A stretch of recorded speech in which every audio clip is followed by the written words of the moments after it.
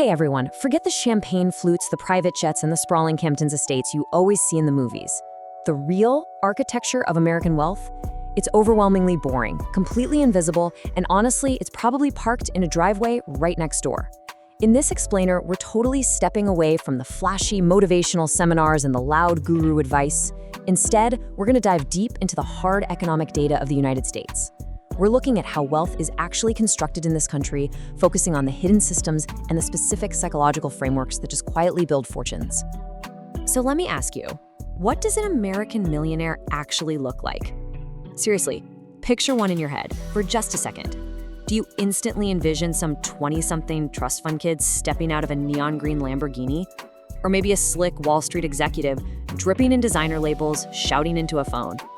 I mean, for decades, we've been conditioned by media to associate millions of dollars with massive, loud consumption. We just assume that having money means showing off that money.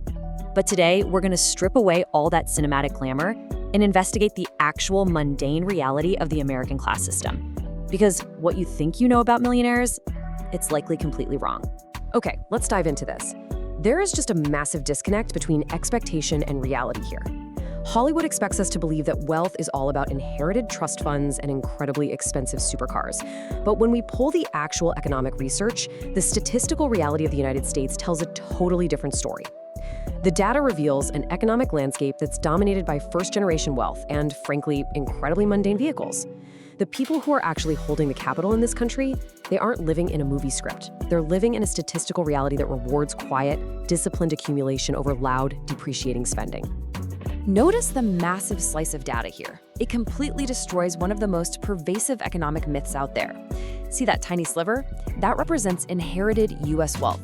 But the vast majority, taking up almost the entire circle, that is first-generation U.S. wealth. The vast majority of American millionaires are completely self-made.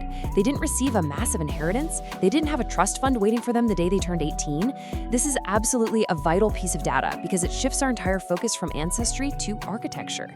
It proves mathematically that wealth in this country is largely constructed from the ground up, not just handed down from the generation before. And if you really want to know just how unglamorous this construction really is, take a look at the median cost of a millionaire's vehicle in the US. Look, I hate to ruin your cinematic expectations here, but the data shows the preferred vehicle of the American millionaire isn't a Ferrari. It's not a Bentley. It's often a slightly used Ford F-150 or a highly reliable Toyota Camry. Yeah, it turns out that when you're busy building a seven-figure net worth, you don't really care all that much about the new car smell. You care about depreciation. It's kind of a funny, dry reality of the economic data. The real symbol of American wealth isn't a shiny HUD ornament. It's a truck with 50,000 miles on it. Moving on to Section 1. Psychology over the paycheck. The scarcity versus abundance mindset. Now, what's really interesting about this slide is, if they aren't buying Lamborghinis, what exactly are they doing with their capital? Well, the answer lies in the core concept of invisible wealth. By definition, invisible wealth is net worth that's accumulated and compounding quietly, unseen by the public eye, rather than spent on depreciating lifestyle assets. You see, the financial factors that separate the wealthy from the average earner aren't just mathematical spreadsheets. They're deeply ingrained psychological frameworks. True wealth in the United States is actually what you do not see. It's the money that wasn't spent on the designer watch. It's the capital that wasn't dropped on the luxury vacation just to impress people on social media. Instead, it's sitting in index funds, it's tied up in real estate equity, it's silently multiplying in the background. It's entirely invisible to the naked eye. To build that invisible wealth, you need a specific psychological framework, and it's built on a few key pillars: delaying immediate gratification, actively avoiding lifestyle creep, and prioritizing your overall net worth over a high visible income. These psychological habits form a mindset of long-term abundance. And let me tell you, it takes a serious mental framework to successfully fight off the relentless pressure of American consumer culture. I mean, we're bombarded daily with advertisements and societal expectations telling us to spend, to upgrade, to show off. The millionaire mindset, it's simply the psychological defense mechanism against that exact cultural pressure. They value future freedom over present status. All right, let's jump to Section 2, the boring systems of riches, the framework of accumulation. Psychology and mindset alone won't build a financial empire, right? You need an actual physical structure to house your capital. Wealthy individuals systematize their cash flow into a fundamentally two-step framework. Step 1, income isolation. Step 2, automated deployment.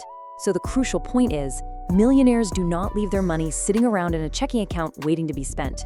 They use rigid, automated frameworks to instantly route money away from their primary accounts and directly into compounding assets, things like 401ks, Roth IRAs, or brokerage accounts.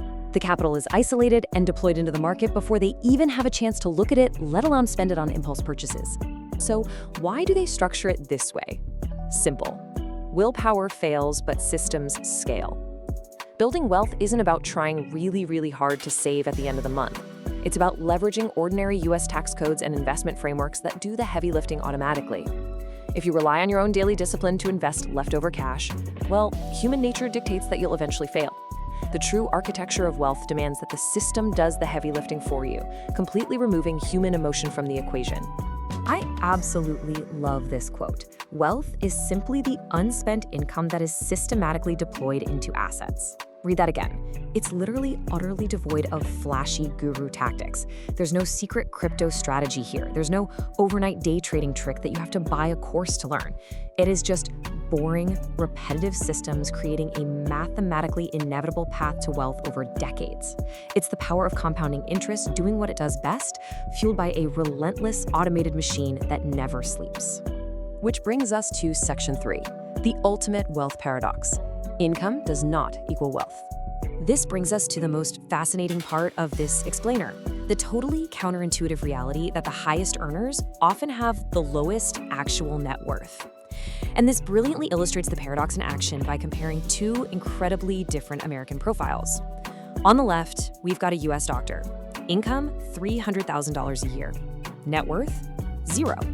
Lifestyle, a flashy, high-cost coastal tech hub with a massive mortgage, 2 leased luxury cars, and private school tuition.